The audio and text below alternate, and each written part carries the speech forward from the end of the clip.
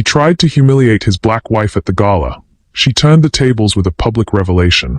The champagne flute trembled in Hope's manicured fingers as she watched her husband of 3 years lean into the microphone at the front of the opulent ballroom. The crystal chandelier above cast fractured light across her dark skin, but nothing could illuminate the cold dread settling in her chest. "Ladies and gentlemen," Richard's voice boomed across the annual Whitmore Foundation Gala, his practiced smile gleaming white against his tanned face. "Before we begin tonight's auction, I have a rather personal announcement to make." Hope's breath caught. They hadn't discussed any announcement. Her emerald silk gown suddenly felt too tight, the hundreds of eyes in the room pressing against her like physical weight. She stood frozen near the back wall, invisible among Seattle's elite, doctors, lawyers, tech moguls, all of whom had whispered behind gloved hands when Richard first brought his exotic wife to these events. "You see, marriage teaches you things about a person," Richard continued, his tone shifting to something she'd never heard before, cruel, calculated. "Things you never knew when you were blinded by, let's call it infatuation." The room fell silent except for the soft clink of jewelry and nervous shifting in seats. Hope's heart hammered against her ribs as she realized what was happening. This wasn't just any announcement. This was her execution. Richard's eyes found hers across the crowded room, and for a split second, she saw something that made her stomach lurch, not love, not even indifference, but satisfaction. Pure, vindictive satisfaction. "Sometimes," he said, his voice carrying easily over the hushed crowd, "you discover that the person you married isn't quite who you thought they were." But as Hope watched her husband prepare to destroy her in front of everyone who mattered in their social circle, something unexpected flickered in her chest. Not the shame he expected. Not the devastation he'd planned for. Instead, a slow, dangerous smile curved her lips. Because Richard had no idea what she'd discovered about him just 3 days ago, or what she was prepared to do about it. 3 years earlier, Hope Williams had been Seattle's most promising young architect, her designs gracing the covers of Architectural Digest and her firm winning awards that established professionals twice her age envied. She was brilliant, driven, and fiercely independent, qualities that both attracted and threatened the men in her circle. Richard Whitmore III came from old money, the kind that built cities and named hospitals. His family's foundation hosted the gala where powerful people wrote checks to feel better about their privilege. When he'd pursued Hope with the intensity of a man unused to hearing no, she'd mistaken his persistence for genuine love. Their courtship had been a whirlwind of private jets, weekend getaways to his family's vineyard in Napa, and intimate dinners where he'd listened, or seemed to listen, to her dreams of designing sustainable housing for underserved communities. He'd called her brilliant, extraordinary, his beautiful exception. Hope's best friend Zara had warned her. "He collects things, Hope. Rare art, vintage cars, exotic women. What happens when the novelty wears off?" But Hope had been intoxicated by Richard's world, by the way doors opened when his name was mentioned, by the security his wealth promised. She'd convinced herself that love could bridge any gap, racial, cultural, economic. The cracks had appeared slowly. Richard's suggestions about her appearance at social events. His subtle discouragement when she talked about pro bono projects. The way he'd introduce her as my wife rather than by name, as if her identity existed only in relation to him. Dr. Elena Vasquez, Hope's therapist and the only person who truly understood the complexity of her situation, had helped her see what she'd been unwilling to acknowledge. When someone shows you who they are, Hope, believe them the first time. But it wasn't until 3 days ago that Hope discovered just how calculated Richard's affection had been, and how expendable he considered her now that the shine had worn off. 3 days before the gala, Hope had returned home early from a client meeting, her heels clicking against the marble floor of their Bellevue mansion. She'd planned to surprise Richard with dinner reservations at their old favorite restaurant, a desperate attempt to recapture something that felt increasingly lost between them. The sound of Richard's laughter drifted from his study, followed by a woman's voice she didn't recognize. Hope paused at the partially open door, her hand frozen on the handle. "The timing couldn't be more perfect," Richard was saying.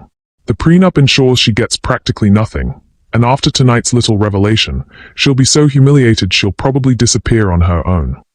"You're terrible," the woman giggled, a sound that made Hope's stomach clench. "What exactly are you planning to tell them?" "Oh, something deliciously scandalous about her past. Maybe that scholarship she got to MIT. I've done some digging, and there are questions about whether she really deserved it, or if it was just another diversity handout. The trust fund babies at the gala will eat it up." Hope's vision blurred. The scholarship he was referring to had been merit-based, earned through countless sleepless nights and a 4.0 GPA.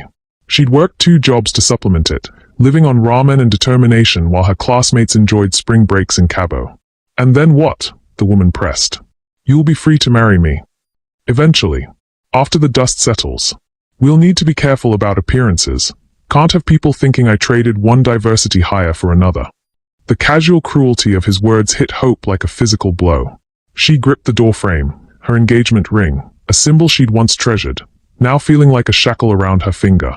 But as the initial shock wore off, something harder crystallized in her chest. Richard thought he knew her, thought he could predict her response, thought she would crumble under his public humiliation. He was about to learn how wrong he was. The next 48 hours had been a masterclass in deception. Hope smiled through their morning coffee routine, kissed his cheek goodbye as he left for work, and even helped him choose his tuxedo for the gala, all while methodically gathering evidence of his betrayal. She'd always been thorough, a trait that made her an exceptional architect. That same precision now served her in ways Richard could never have anticipated. Hope accessed his home office computer while he showered, photographing documents and email exchanges that painted a picture of a man whose public philanthropy masked private cruelty. The Whitmore Foundation, she discovered, was little more than a tax shelter. Donations meant for homeless shelters were redirected to private investments. Scholarship funds vanished into administrative costs that suspiciously matched Richard's personal expenses. But the most damning discovery came when she found correspondence with his father about the Hope situation. Their marriage had been strategic from the beginning, a way for Richard to appear progressive and socially conscious while running for city council. Her race, her background, her success, it had all been part of his calculated image makeover. The diversity angle served its purpose, Richard had written to his father 6 months ago, but it's becoming a liability now. The voters I need don't relate to her, and she's getting too comfortable questioning my decisions. Time to cut losses. Hope photographed everything, her hands steady despite the rage building in her chest. She thought of every time she'd adjusted her personality to fit his world, every cultural tradition she'd downplayed, every time she'd bitten her tongue when his friends made casual racist comments disguised as jokes. On the morning of the gala, as Richard hummed happily in the shower, preparing for what he thought would be her social execution, Hope made the final preparations for his. She called Zara first. I need you to trust me tonight. And I need you to bring your camera. Then she called Dr. Vasquez. I think I'm finally ready to stop trying to fix something that was broken from the start.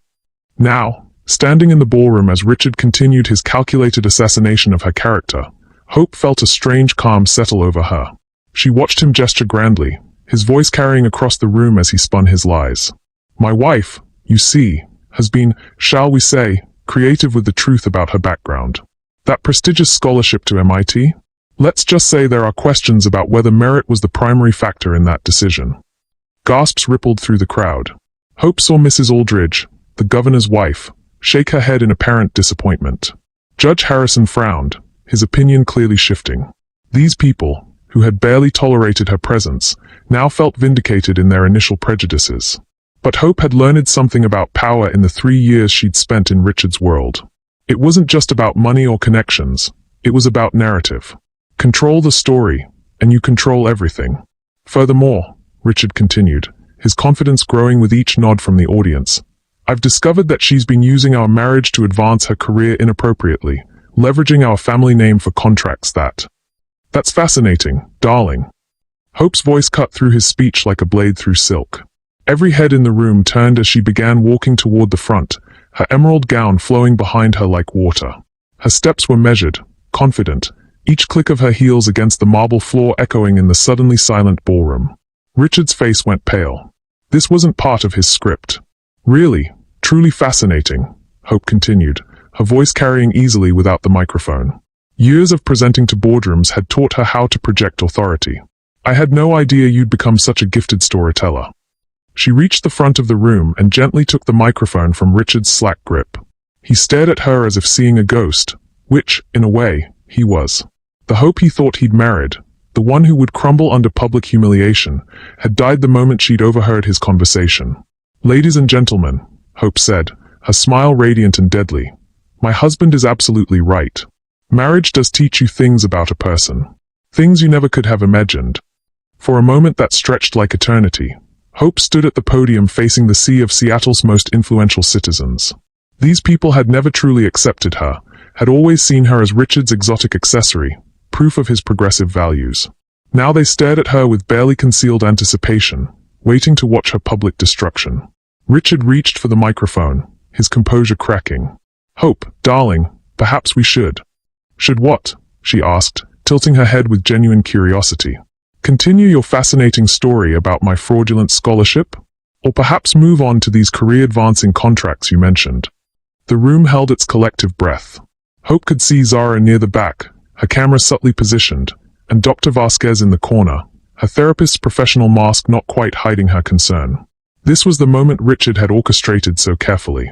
Her humiliation, her exile from his world, her reduction to nothing more than a cautionary tale about ambitious women who reached too high. Standing there, surrounded by hostile faces and whispered judgments, Hope felt the full weight of her isolation. Richard's version of events would be believed because these people wanted to believe it. It confirmed their biases, justified their subtle exclusions, validated their initial discomfort with her presence in their rarefied circles. For just a moment, the old Hope, the one who had learned to make herself smaller, quieter, more palatable, whispered that she should retreat. Accept defeat. Disappear gracefully and rebuild her life away from their judgment. "You know what the most heartbreaking thing is?" Hope said softly, the microphone amplifying her words across the silent ballroom. "I actually believed he loved me." Murmurs of sympathy rippled through the crowd. Several women nodded, recognizing the universal pain of betrayal. "I believed it when he said I was brilliant. When he said our differences made us stronger. When he promised to stand beside me against a world that would question our marriage." Richard's jaw tightened. This wasn't going according to his plan. "And the truly tragic thing," Hope continued, her voice breaking just slightly, "is that I was willing to change everything about myself to keep that love. To become smaller, quieter, less inconvenient." But then Hope's voice strengthened, her spine straightening as she looked directly at Richard. "Until I realized that what I thought was love was actually something much more calculating." She reached into her small evening bag and withdrew her phone, her movements deliberate and unhurried. "You see, Richard is absolutely right about one thing. Marriage does reveal who people really are." "Hope, don't." Richard started forward, but she stepped smoothly away from him. "For instance, it reveals whether someone married you for love, or because their political consultant suggested that a successful black wife would help with voter demographics for their city council run." The murmur that went through the crowd was different now, sharper, more interested. Hope had their attention. "It reveals whether someone genuinely supports your career, or whether they are concerned that your pro bono work with affordable housing might alienate their real estate developer friends." Judge Harrison leaned forward slightly. Mrs. Aldridge's expression had shifted from disapproving to curious. "And sometimes," Hope continued, her voice growing stronger, "marriage reveals that someone has been systematically embezzling from their family's charitable foundation for 3 years." The ballroom erupted. Richard lunged for the microphone, but Hope stepped aside with the grace of a dancer, her architect's spatial awareness serving her well. "What are you doing?" he hissed, his polished facade cracking completely. "I'm telling our story, darling," Hope replied sweetly. "Our real story." She turned back to the crowd, many of whom were now standing, their earlier hostility replaced by rapt attention. "Ladies and gentlemen, may I present the real Richard Whitmore III. The man who diverted $2.3 million meant for homeless shelters into private cryptocurrency investments. The man who used scholarship funds to pay for weekend trips with his mistress. The man who planned this entire evening as a way to publicly dispose of his inconvenient wife before announcing his candidacy for city council." The ballroom exploded into chaos. Voices rose in outrage, disbelief, and demand for answers. Camera phones appeared despite the event's no recording policy. Judge Harrison was already reaching for his own phone, likely calling the district attorney's office. Richard grabbed Hope's arm, his grip tight enough to bruise. "You stupid bitch, you have no idea what you've just done." The mask was finally off completely. This was the man she'd glimpsed in overheard conversations, the one who saw her as nothing more than a diversity prop to be used and discarded. "Actually, I know exactly what I've done," Hope replied calmly, not flinching from his grip. "I've told the truth. Something you might want to try sometime." "You'll get nothing in the divorce," he snarled. "The prenup. The prenup that you had your lawyer draft while already planning to commit fraud." Hope's smile was serene. The one that becomes void when one party enters the marriage under false pretenses? That prenup. Richard's face went ashen as the implications hit him. Hope had done her homework thoroughly. "Ladies and gentlemen," Hope announced, her voice carrying over the chaos, "I have extensive documentation of everything I've shared with you tonight. Financial records, email correspondences, recorded conversations, all obtained legally from our shared home computer and phone systems." She looked directly at the crowd, many of whom were now staring at Richard with undisguised disgust. "The FBI Financial Crimes Unit will receive copies tomorrow morning. The State Attorney General's office will have them by Monday. And the Seattle Times will have the full story for Wednesday's edition."